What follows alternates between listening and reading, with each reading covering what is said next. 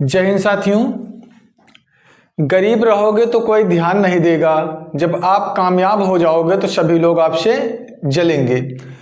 तो साथियों, अपने जीवन को अगर बेहतर बनाना है तो मेहनत तो करना ही पड़ेगा। बिना मेहनत के कुछ हासिल होने वाला नहीं है। सपने उन्हीं के सच होते हैं जिनके सपनों में जान होती है। पंखों से कुछ नहीं होता, हौसलों से उड़ान होती है। सीढ़ियां उन्हें मुबारक हो जिन्हें छत तक जाना है। आपकी मंजिल तो आसमां है, रास्ता आपको खुद बनाना है। लहरों से डरकर नौका पार नहीं होती, कोशिश करने वालों की कभी हार नहीं होती।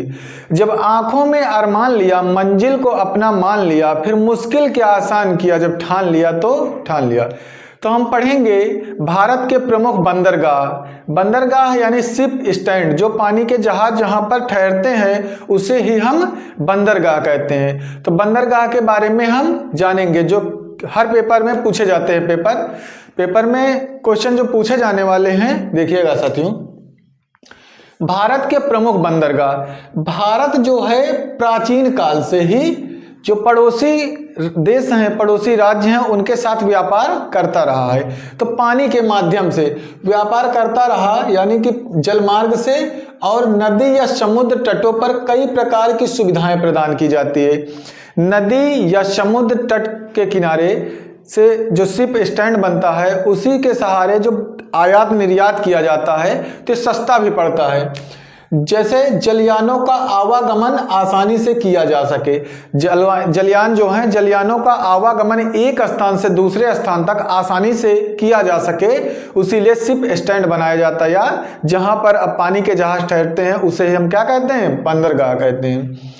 उसके बाद उसे ही हम क्या कहते हैं? बंदरगाह कहते हैं। अब जानिएगा कि भारत में 13 बड़े और 200 छोटे बंदरगाह हैं। 13 बड़े बंदरगाह एवं 200 छोटे बंदरगाह कहाँ पे हैं? भारत में।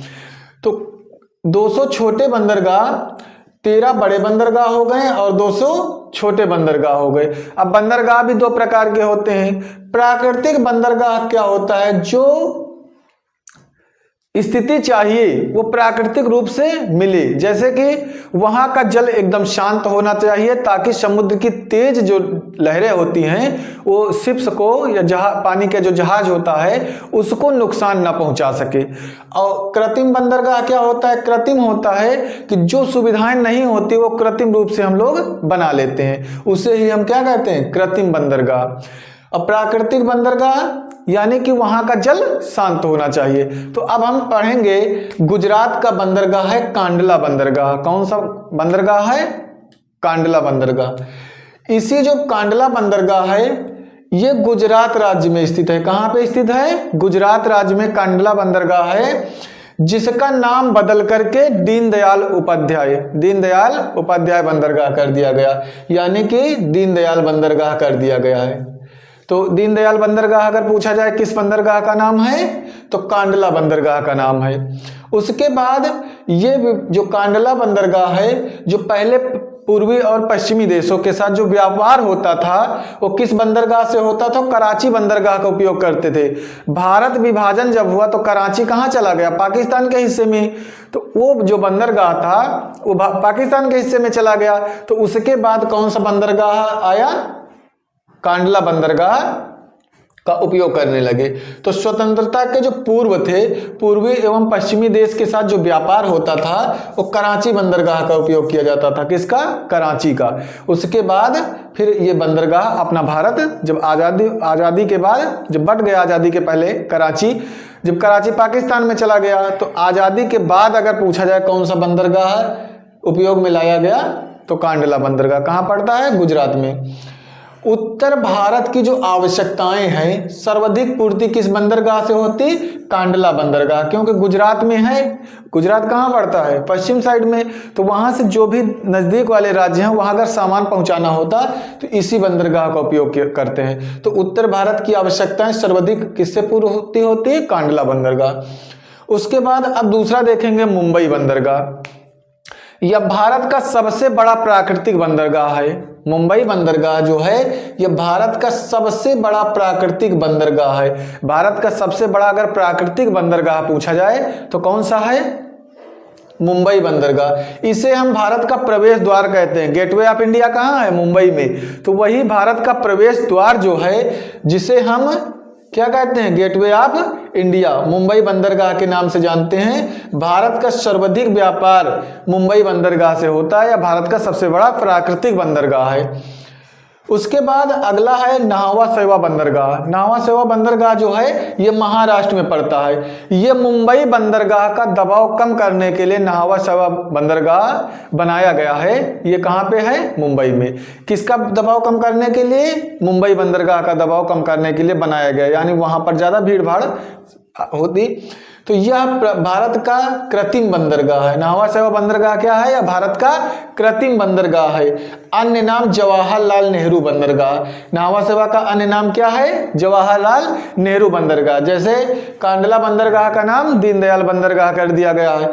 तो यह जो बंदरगाह है नाहवा सेवा, इसका अन्य नाम क्या है? जवाहरलाल नेहरू बंदरगाह। यह मुंबई बंदरगाह का दबाव कम करने के लिए किया गया। मुंबई बंदरगाह का दबाव कम करने के लिए कौन सा बंदरगाह बनाया गया? नाहवा सेवा बंदरगाह।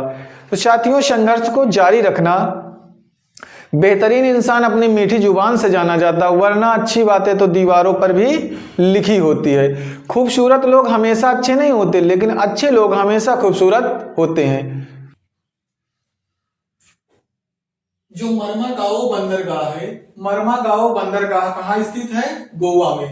मर्मागाओ बंदरगाह गोवा में जुआरी नदी के मुहाने पर स्थित है। कौन सी नदी पर? जुआरी नदी। पूछा जाए मर्मागाओ बंदरगाह कहाँ स्थित है, तो जुआरी नदी के मुहाने पर स्थित है, गोवा में। गोवा में कौन सी नदी है? जुआरी नदी, उसी के मुहाने पर मर्मागाओ बंदरगाह स्थित है। जो ईरान को लौह अयस्क जो निर्यात किया जाता है, ईरान को लौह अयस्क का निर्यात किया जाता है, इसी मर्मागाओ बंदरगाह से किया जाता है। साथियों, न्यू मंगलौर बंदरगाह, न्यू मंगलौर बंदरगाह।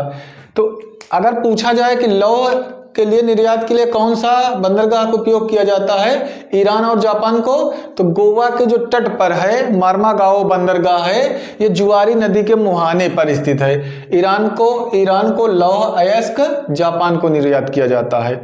अब देखिए न्यू मंगलौर बंदरगाह, न्यू मंगलौर बंदरगाह कर्नाटक में स्थित है। न्यू मंगलौर बंदरगाह अगर पूछा जाए तो कहाँ स्थित है, तो कर्नाटक में स्थित है। कहाँ पे?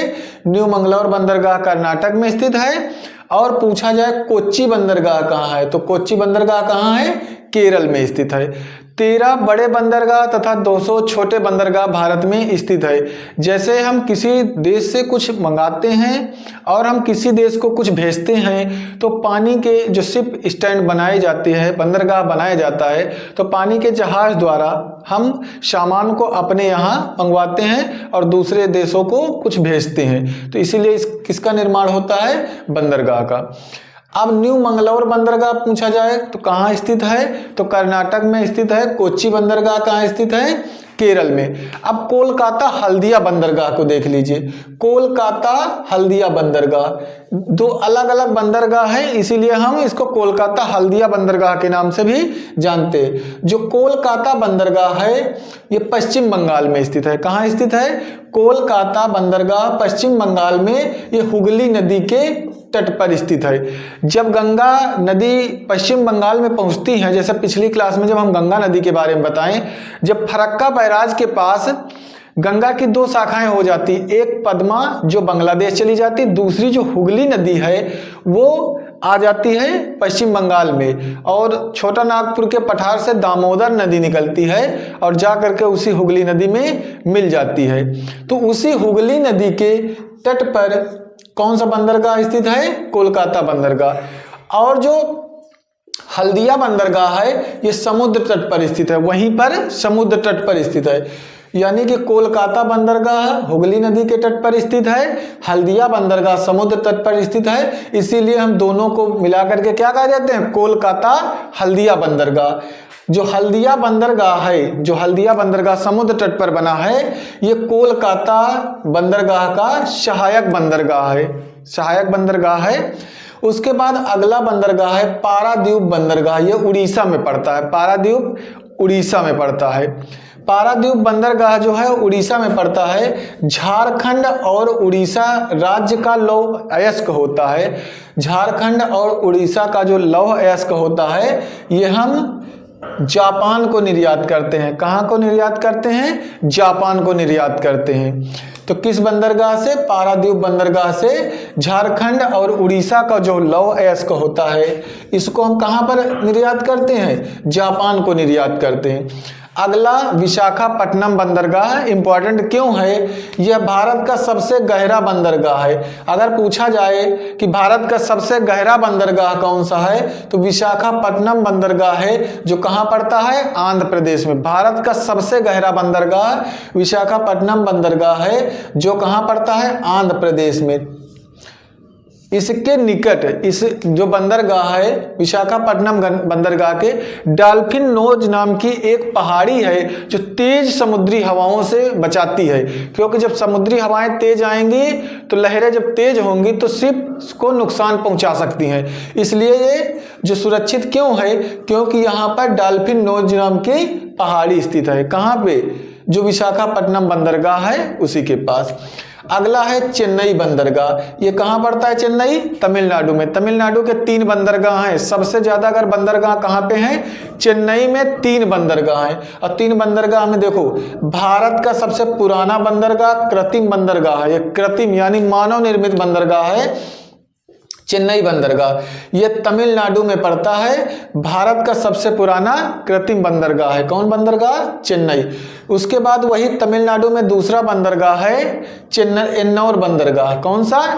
चेन्नई बंदरगाह हो गया। फिर उसके बाद एन्नौर बंदरगाह। यह चेन्नई बंदरगाह का सहायक बंदरगाह। एन्नौर बंदरगाह जो है चेन्नई का सहायक बंदरगाह।